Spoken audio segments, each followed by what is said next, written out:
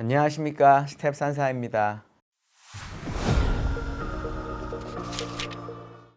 이제 한 일주일만 있으면 이제 설이고요. 특히나 이번에 임시공휴일로 지정이 돼서 회사를 다니시는 분들은 조금 길게 쉴 수 있는 휴일이 될 것 같습니다. 저도 이번에 좀 많이 쉬면서 몸조리를 잘 하려고 하고 있어요. 오늘 제가 이제 드리고 싶은 얘기는 뭐냐면, 이제 지난주에 미국 은행들 실적을 시작으로 미국의 분기 실적 발표가 시작이 됐습니다. 우리나라는 삼성전자나 LG에너지솔루션 같은 큰 기업들은 잠정치를 내고 이제 실적 발표가 되겠죠. 그러니까 실적 시즌을 앞에 두고 이번에 어떻게 해석해야 되는지를 제가 이야기를 드려보려고 합니다. 사실 분기 실적을 봤을 때 미국은 실적이 너무 좋을 거라는 걸 저희가 다 알고 있죠. 한국은 실적이 너무 안 좋을 거라는 걸 저희가 다 알고 있습니다. 이미 삼성전자가 잠정치를 컨센서스보다 되게 낮게 발표를 했고요. 다른 기업들도 다 마찬가지입니다. 거기다가 애널리스트 분들의 프리뷰, 그러니까 이번 실적이 어떨 것 같아요? 라는 리포트를 보면 대부분이 컨센서스보다 낮아질 것이라고 이야기를 하고 있어요. 그러니까 전체적으로 시장에서는 미국이 좋고 한국이 나쁘다는 건 새로운 뉴스가 아닙니다. 그러니까 우리가 전혀 몰랐기 때문에 그런 실적이 나온다고 해서 그게 바로 주가로 반영되지 않을 가능성이 높다라는 거죠.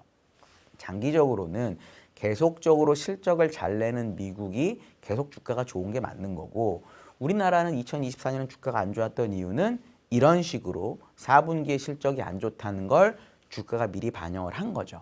그럼 우리는 이번 분기 실적을 보면서 어떻게 대응해야 되느냐가 중요한데, 실적이 좋을 거니까 주가가 계속 좋을 거라고 미국을 단기적으로 더 살 거냐, 아니면 실적은 이미 좋지만 주가가 반영을 했기 때문에 미국에 대해서 조심을 해야 될 거냐에 대한 싸움이라고 저희는 보고요. 저희가 이제 연간 전망이나 12월 전망을 얘기하면서 미국이 어느 정도 6,100 정도 갔을 때 좀 줄이는 게 좋다라고 생각을 전 하고 있었는데, 제가 이제 7대 3을 항상 주장을 하잖아요. 주식 70에 현금 30. 만약에 제 말씀을 들으셔가지고, 안 들으신 분들도 잘하신 겁니다. 미국이야 뭐 장기적으로 뭐 계속 오를 거고, 저는 올해 연말까지 S&P 500 6,500까지 간다고 보니까 뭐 계속 그냥 가져가는 게 맞는 건데, 만약에 그때 제 말을 조금 들으셔가지고 현금 비중을 좀 만들어 놨다, 예를 들어 7대 3 중에 뭐 3 중에 한 2 정도 내가 만들어 놨다, 이러신 분들은 이번 실적 시즌을 지나면서 이렇게 느끼실 수 있을 거예요. 실적이 잘 나왔는데 왜 주식이 빠질까? 그런 흐름이 나타날 때마다 오히려 주식을 이제 사볼까라는 생각을 하는 게 맞다라고 저는 봅니다. 현재 고점 대비 S&P 500이 장중 저점 기준으로 5,770까지 빠졌었거든요. 그러니까 그 정도 이하로 가는 일이 한 번 더 나타나게 되면 이제 내가 만든 현금으로 주식을 미국을 사야 되겠다 생각을 하시고, 한국은 오히려 실적이 나쁘다는 걸 모두 다 알고 있기 때문에, 예를 들어 이번에 삼성전자 실적이 나쁘게 나왔는데 주가가 안 빠지고 오히려 올랐잖아요. 그러니까 그런 식으로 한국 시장에 대해서는 접근하는 게 훨씬 더 합리적이다라고 저는 생각을 합니다. 그래서 이게 저의 결론이고요. 하나씩 데이터를 좀 말씀드려 보면, 2024년 4분기 미국 기업들의 순이익률, 나스닥 기업들의 순이익률을 보면 2021년 4분기하고 비슷할 정도로 높아요. 2021년 4분기는 역사적으로 가장 높았던 나스닥 100의 순이익률입니다. 근데 2021년 4분기가 어떤 때냐면, 우리 캐시 우드 누님, 할머님, 어머님 뭐 이렇게 얘기할지 모르겠지만 기억하시죠? 돈나무 언니라는 애칭을 받으면서 지금 젠순왕 같던 사람이었습니다. 무슨 말만 하면 주식이 오르고 말만 하면 떨어졌어요. 요즘에 양자 컴퓨터 말이 너무 많아요. 근데 젠슨 왕이 무슨 말하면 반토막 났다가 또 마이크로소프트가 좋다 막 이러고 막 난리치고 있잖아요. 그때 그 역할을 했던 사람이 사실 캐시 우드였습니다. 그래서 캐시 우드의 그 관련 ETF가 100달러까지 오르고 완전 뭐 시장을 좌우했었죠. 그 정도로 중소형 성장주에 대한 과열이 있었을 때의 순이익률하고 2024년 4분기의 대형주 순이익률이 지금 같아요. 근데 여기다가 25년, 26년을 지나게 되면 이 24년 4분기의 나스닥 100 순이익률보다 더 올라가는 걸로 현재 컨센서스가 잡혀 있습니다. 이게 안 나온다는 게 아니라 이미 기대치가 매우 높기 때문에 기업들에 대해서 이 높은 기대치를 많이 비트하지 못하면 주가가 아주 강할 거라고 기대하는 거는 무리하다라는 거죠. 반대로 한국 기대치가 낮기 때문에 그거보다 조금만 잘하더라도 사람들은 인정해 줄 가능성이 매우 높습니다.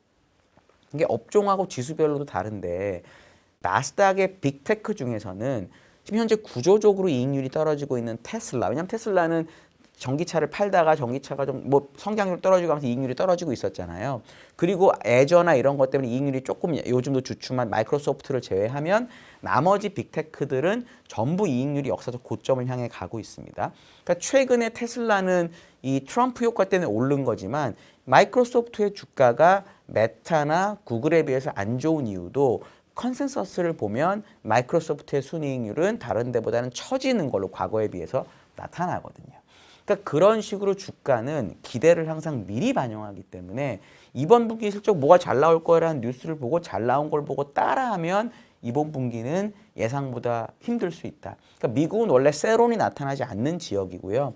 좋은 걸 따라 사도 좋은데 지금의 6,100까지 갔던 주가, 밸류에이션이 25배까지 갔던 주가, 그리고 빅테크 위주로 올랐던 주가를 생각해 보면은 이번엔 정말 의외로 미국에서 세론이 나올 수도 있겠다라는 거를 꼭 명심하셨으면 좋겠어요. 다른 지역은 어떠냐? 저희가 이제 연간 전망이 비미국이 좋다라는 거였고 다행스럽게도 12월 1월로 보면 미국보다 한국이나 유럽이 더 괜찮은 상황인데 유럽의 실적을 보시면 2021년 4분기 그때도 유럽도 역시 고점이었을 거잖아요. 그때부터 지금까지 3년 동안 순이익률이 계속 빠지고 있습니다. 계속. 우리나라는 뭐 좋았던 적도 없어요. 그러니까 기본적으로 주가가 물론 독일이 12월에 신고가를 찍고 좀 떨어지긴 했지만 주가는 괜찮음에도 불구하고 뭐 그래도 미국만큼 좋지는 않지만요. 기본적으로 이익률이 컨센서스가 2021년 4분기부터 계속 떨어지고 있다라는 거죠. 그러니까 애널리스트들의 추정치가 기대가 되게 낮다라는 겁니다. 이런 나라들은 실적이 물론 그 떨어진 추정치보다 더 나쁘게 나오면 문제가 심각해지지만 이미 예상치가 낮게 나왔고 그럼 그거보다 더 나쁠 거란 기대도 녹아있다라는 얘기이기 때문에 이런 기업들은 오히려 실적이 발표될 때마다 주가가 반등할 수 있는 가능성이 생기는 거죠. 물론 이런 것도 있습니다. 이제 삼성전자 잠정 실적 보고 제가 느낀 건데 원래 훨씬 더 높았던 영업이익 추정치가 있었는데 점점 잠정 실적 발표를 앞에 두면서 쭉 내려와서 뭐 7조 후반, 8조 초반 영업이익이 예상되는 걸로 컨센서스가 막 언론에 나왔었습니다. 근데 실제로 6조대가 나왔거든요. 그러면 높았던 게 낮아졌는데 이거보다도 낮게 나왔기 때문에 되게 충격을 받았어야 정상인데요. 주가가 오르더라고요. 그 얘기는 뭐냐면 이번에 제가 말씀드리는 뭐 독일이든 한국이든 중국이든 뭐 이런 여러 나라들이 있는데 사람들이 컨센서스라고 느끼는 어느 숫자가 있고 이거보다 얼마나 나쁘게 나오는 게 주가에 영향을 미치는지는 우리가 사실 모른다는 거죠. 그럼 여기서 이제부터 우리 구독자님들, 시청자님들이 하실 일은 뭐냐면 분기 실적은 한국하고 미국이 제일 빠르게 나오는 편입니다. 특히 이번이 4분기이기 때문에. 중국은 4분기라서 실적 발표가 다 있지만 2월 말 뭐 이때부터 나와요. 그러니까 실적을 보고 주가 반응을 확인하기가 중국은 되게 뒤에 있습니다. 유럽은 되게 중구난방으로 나와요. 물론 미국에 같이 상장돼 있는 뭐 ASML 같은 회사는 같이 나오긴 하지만 그게 아닌 기업들은 나오는 게 되게 띄엄띄엄이어서 제가 추천드리는 거는 지난주 은행 실적 뭐 보셨겠지만 미국 실적이 아침에 딱 일어나는데 나오면 그 은행 미국 실적을 보고 예를 들어 장중에 나온 실적이면은 반응이 어땠구나 바로 파악하면 되고요. 장 끝나고 나왔으면 시간회가 어떤가 바로바로 파악하시면 진짜 좋고요. 우리나라 기업도 컨센서스가 얼마였는데 실적이 얼마였다라는 말은 언론에 많이 나올 거예요.